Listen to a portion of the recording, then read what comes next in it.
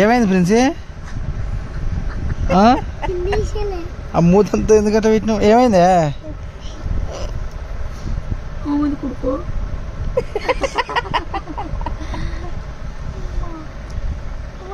కళ్ళు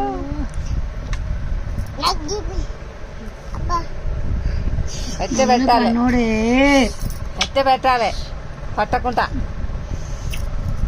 తీసే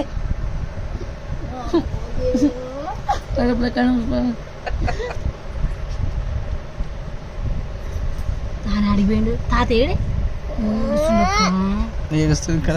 అయ్యో కడుపులో గొలుగుతుండే అన్నాడు నీ గట్టిగా.